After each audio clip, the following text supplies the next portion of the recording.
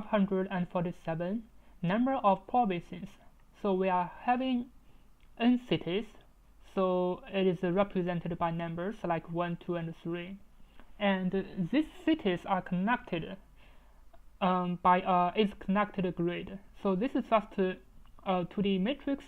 So inside the 2D matrix, it just means 1 and 1 it is connected, and this one means 1 and 2 is connected. So for our is connected matrix, the index is 0, but for the graph it is 1, 2, and 3. So it is starting from 1. So for example, 2 and 1 also connected, and 3 is not connected. So not connected to 1 and 2, and we can see from the zeros. So this zeros just means normally we can understand this problem like this. We just need to copy the is connected matrix, and then we're gonna put it in 3 lines, and then it's gonna be easier for us to check. Now I think it's really clear. So this is another graph representation. So it is represented by a matrix. But this is different from the grid. From the grid there are 4 directions, but for this, as you can see, the diagonal. For the diagonal, it means 1, 1, 2, 2, and 3, and 3. It means the node itself, so it is always be 1. But this one means 0 and 1 connected. And this one also means 1 and 0 connected. But here our graph starting from 1, so it means 1 and 2 connected, 2 and 1 connected. So this 0 just means for node 3 it is not connected to node 1, and node 1 not connected to, and node 2 not connected to node 3, and node 3 not connected to node 2. You should understand the representation of this is a connected matrix.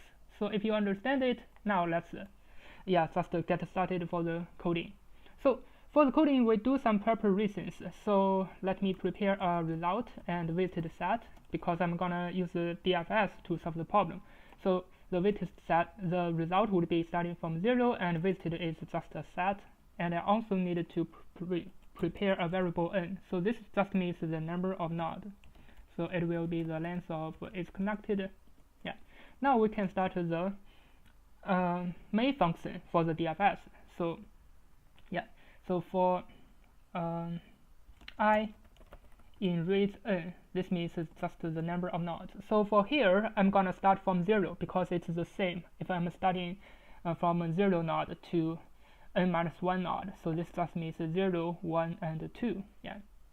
So I'm gonna execute the DFS. So DFS I, and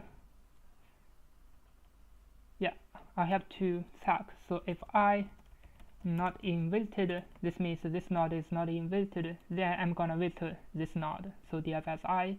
So after visiting all the connected nodes for the graph, so the result would plus equal to 1. Finally, I'm gonna return the result. So this is the main function. After you understanding about the main function, so we're gonna start in the DFS part. So the DFS would be I, and we're going to check all the other nodes which is connected to I. So we're gonna enumerate from the is connected matrix. So we don't need to prepare another graph. For example, we can turn this graph into an adjacency list, but that is not necessary because this graph has already been given.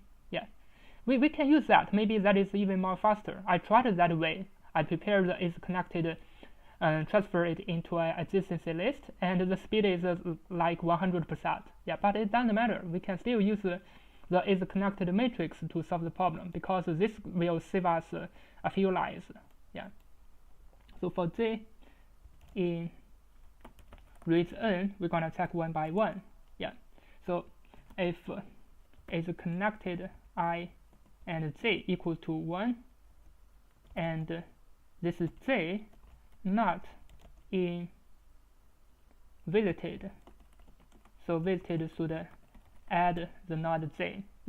So for example, we are starting from 0. This 0 is also included, so 0 will be added inside, and this node 1. So here is node 0, this is node 1. Let's just make it clear. So for my algorithm, I'm going to turn this node to 0, this node is 1, and this node is 2. Yeah. Now let's just finish the coding part. So visited should add this J, and I'm gonna execute the DFS for the node J. Yeah. Now let me run it to check. As you can see, it works. Now let me submit it. Yeah, as you can see, it works, and it's a 60%. I think it is also okay. We don't need to turn this is connected graph to adjacency list, because this is connected can be used from here to check if this I connected to J and J not invited, and then we're gonna put it inside the weighted set and execute the DFS. So in this way, all the connected node would put into a weighted set at one time. So for example, the first iteration, the node 0 and 1, this is node 1, we'll put it inside. And then we're gonna go to the second iteration, we're gonna check this node 2, because it is we'll first put 1 and 2 inside, and then we're gonna check node 2, because node 2 has already been put inside, so it is not inside the weighted, it is inside the weighted set, so we're gonna not execute. Next, we're gonna check the node 3. Node 3 is not in weighted set, so we're gonna execute it, and the result would +1. Yes. The time complexity for this algorithm, let's just check from here. Yeah. So from here, for I in range n, so this is just a for loop, and this is just a DFS. Yeah. Let me check. So it is n is 200. So this loop is just 200. This is on, and here we're gonna check the DFS. So for the DFS, basically, for our algorithm, actually, we visited, we visited all the connected nodes. For example, for 0, we're gonna check all of them. For node 1, we're gonna check all of them. Yeah. So, I mean, if all the nodes are not connected, for this example, like 1, 2, 3, yeah. So for this node, I'm gonna check all of them. Yeah, I'm gonna check node 1, it is connected by itself, and then I'm gonna check node 2, and check all of them. So this is one time. And for the second time, so for the second DFS, I'm gonna execute this DFS, and here for this DFS, I'm gonna check all the node. Yeah, if it is not connected, I'm gonna put it inside and execute. Yeah. So if all of them not connected, I think this is O(n) square time complexity. Yeah, if all of them, some of them connected, so if this is connected, for the next time, I will not execute the DFS.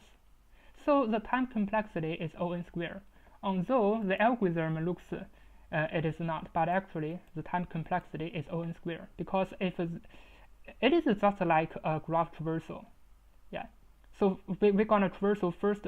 For example, we're gonna traverse this one. If it is connected, we're gonna check the next and check the next. So the time complexity is a little bit harder to analyze, but basically you need to understand this is basically a graph traversal problem. Yeah, you need to understand why it is O(n) square. Thank you for watching. See you next time.